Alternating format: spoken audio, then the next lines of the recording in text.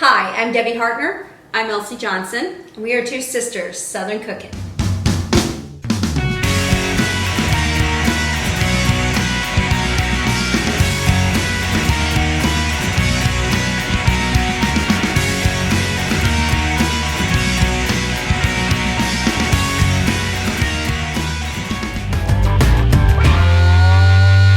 Hey y'all, we are making chocolate scones as one of our desserts today. I've been looking forward to this. Seems really, really good. So we couldn't figure out a way to actually get the guys to eat scones. So we figured we'd fool them into thinking they were brownies because they look like brownies and they taste like brownies. So therefore, it's a secret we don't want to share. Eventually, we're going to do a savory scone Yes. as like a biscuit, but we're going to do this. So right now, I'm going to We already whisked up our dry ingredients. So now I'm going to, And we'll list those in the recipe description in the below the video. I'm grating up the stick of butter right now. Now this butter we put in the freezer for what, about 10-15 minutes or so. Yeah. And just to give it some firmness. Grating the butter is a good way of doing it because it grates it really fine with a fine grater. So then we're going to take our pastry cutter, and we also have chocolate chips to put in. Yeah, that's our final step. And then after that, then we cut it into squares or wedges, and then we put it on the pastry pan and put it in the oven, 400 degrees for 20-22 minutes. Well, that's a lot of butter. Yep. I'm just going to take it and do it this way. She's getting in deep and dirty here. It makes a lot of shredded butter, It does. which is cool. While she's doing that, I'm going to go ahead and mix up our heavy cream. And I'm going to go ahead and mix up our egg and vanilla in there. And we're going to whisk that up so we can just transition directly into our next step. Now, if you don't have 2 extra pair of hands around, you can put your butter and your ingredients into the fridge. And while you're preparing this. While you're doing that.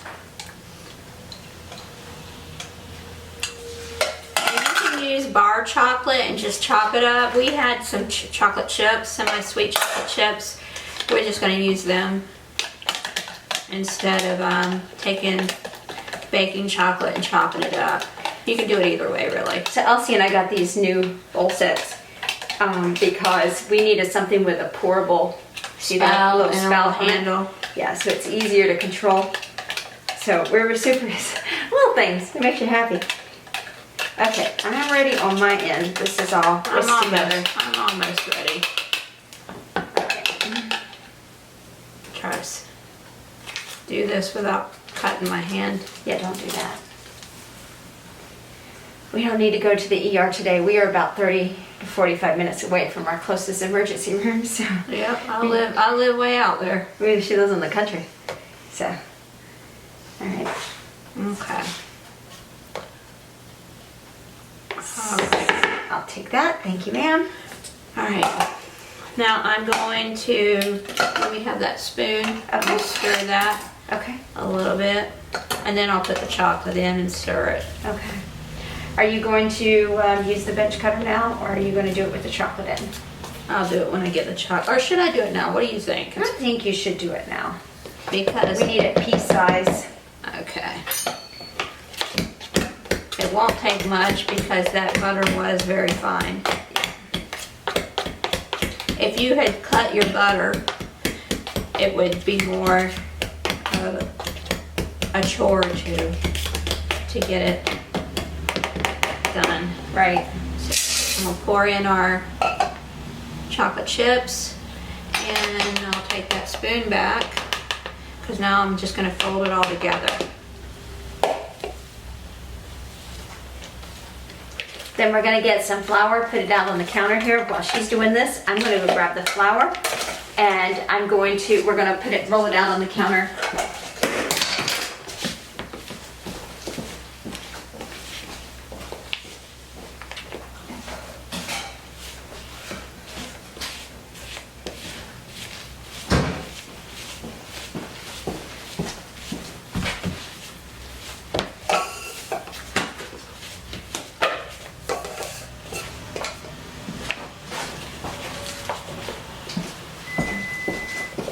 you don't want to use oil or the baking spray on your baking tin, you can just put parchment paper if that's what we're going to use.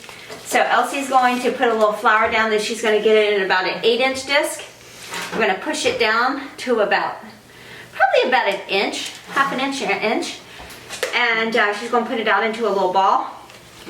And we'll have to bring it together because it's definitely not. It's like a biscuit. So. Yeah. And then we have the... it's definitely not together. If you need a little bit of extra moistness in this, we can do a little bit of heavy cream. Do you want me to grab some, or do you think it's moist enough? No, I think it needs a little more moisture. Okay. Let me grab a little bit more.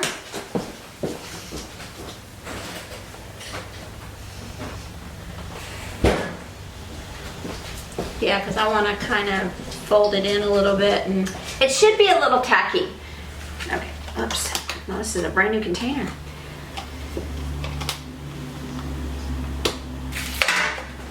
All right, ready? mm-hmm. Okay.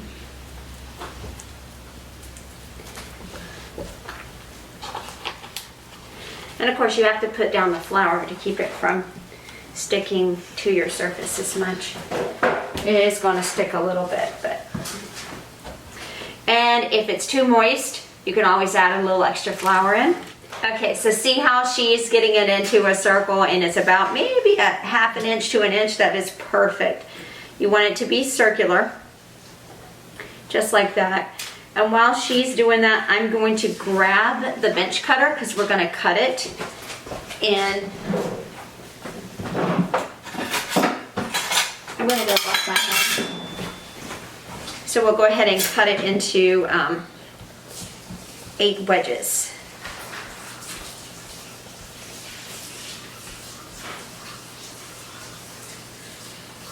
These bench cutters are pretty awesome. So what you do is just go straight down, go straight across, and just cut it right in 2, clean in 2. Cut it this way and this way. Now we're going to be putting a chocolate glaze on top of this also. This is going to be so good. Yeah, we were talking about doing a caramel on here too, but we're going to do a triple chocolate. Because you have the chocolate chips, you have the cocoa powder, And then the hot chocolate glaze. Okay.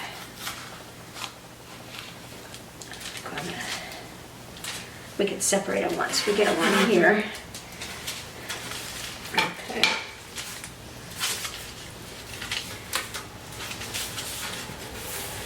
So you're going to bake these at 400 for 20 to 22 minutes. And in the meantime, we're going to be making our glaze to put on top of it. And so there'll be one for each of us if we want it. And I can't wait to try it. The chocolate smells really, really good. Yeah, it's very rich. Mm-hmm. Very good. Okay, let's do it. Okay. All right, guys. Alright. All right, we're gonna pop this in the oven, and we'll be right back. Hey y'all, I am making the glaze for the scones. I have a cup of powdered sugar, 2 tablespoons of water, and a teaspoon of vanilla. And I'm going to mix this together, and what you're going to do is you're going to take and dunk your scones down in this glaze.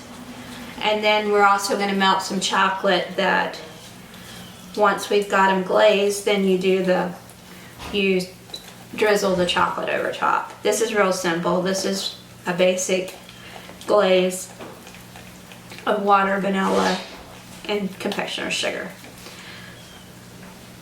Okay, we got this ready, so now I just need to melt the chocolate and get it ready, and then we'll be ready for when the scones come out of the oven and cool down slightly. We'll be back. Hey y'all, we're back.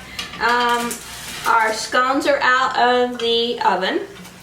I am going to, They look good.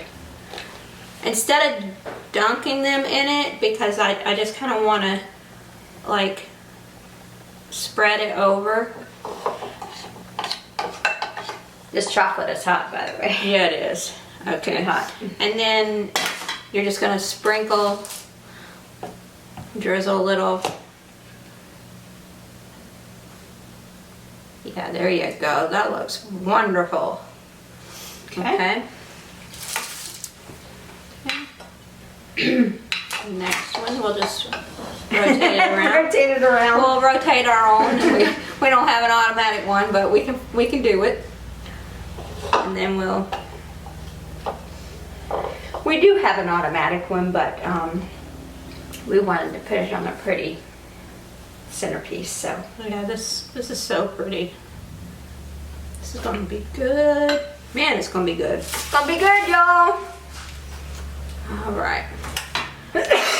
Rotate around again. I am not sick. Yesterday, I almost met my maker. I was at work and I had some strawberries. And You and strawberries. this should never be good. So I had glazed these strawberries and they were so good. Oh my God. And I took a bite and I thought I had chewed it up good enough and it got caught here. Oh my God. One of my coworkers, love her, Kylie Joyner, saved my life. She And that's not dramatic, is it? No, she did the Heimlich maneuver and out came the strawberries and she was crying, I was crying, so I thought my maker was coming to get me. So I figured if I didn't get killed by my ingestion of strawberries into my lungs, which now I have a cough from, it was from the little area on my arm where my coworker Deidre's patient decided to take her talons and get me. Oh, wow. So I had like erupted skin. This was right after it. And then I went down and got my COVID vaccine. Second one of it. Your final one. My final one. So I said, if I didn't get taken out yesterday, the Lord is not ready for me yet. So I'm in good shape. So y'all pray for me because I've been having some troubles. But the good Lord isn't ready for me, so I am just. How many more do we have? We have a lot. Woo! We have 8 of them. So Wow. we gotta Conserve our spots. Yeah. Yep. Okay. Alrighty. If y'all don't know, I work in the ER. I'm a nurse. I've been a nurse. I started my nursing journey in 1990, and You were going to nursing school while pregnant? yeah, I was. You know, it's the weirdest thing. So I went to nursing school the first time. I was pregnant with my son, single parent, in a divorce. Second time I went to nursing school, I had cancer, and I was told I had 2 years to live at that time by Dr. Willoughby Newman. And I beat cancer 23 years ago. In October, it'll be 23 years. I had 2 years to live. So I'm celebrating 22 years of life. And for me, I mean, that's what I said. So going back to medical school, going back to any more of nursing school or anything else was never going to happen because it was sure to be a disaster.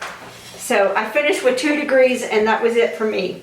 I said, if I'm not educated enough by then. You recently went back though and got you I have added. Yeah, I have a certification that only 47,000 nurses in the United States have, and there's 3 million nurses. So I have a certified emergency room nurse. I'm one of 47,000, which is a very unique group of people. Very, very proud of that certification. You know your family's proud. That's for sure. Yeah. So I'm certified in emergency medicine. So, but nothing certified us for this pandemic, I tell you. It sure didn't give us any headway of knowing what was coming. But you know what? With God's grace and health and prayers, and we will survive it. We'll come through this, and we will. We'll be looking back on this in history books and say, this is amazing what we survived. Can you imagine what if they had ways of, I mean, I know they do to a certain extent, but can you imagine what it would have been if they'd had better documentation of the 1917 flu? Yeah. What it would be like, you know, to look back on. Well, you know what's interesting is back then they didn't want to broadcast it because they were afraid that the morale of the military was going to be Yeah, because World War I was going on then, wasn't it? Yes. That was during World War I. And that's how it got intercontinental and around the world, is because the soldiers were traveling right to distant lands to fight a war. So that's how that happened. But yeah, it's amazing now, you know, that now if we had, off subject here, sorry, I'm just looking at this and my artistic eye is kicking in. If we had some fresh strawberries to put in the middle, wouldn't that be pretty? oh yeah, it would be. Me and my artist eye. You don't have any at the fruit stand? No, I don't think so. We're out of them right now. But yeah, we don't want any more strawberries today, because after yesterday, I think I'm off of strawberries for a hot minute. But anyway, all right, well, guys, we got this done. It's very pretty. Let's hope it tastes as well as it looks. And you guys have a great day, and we'll see you in our next video.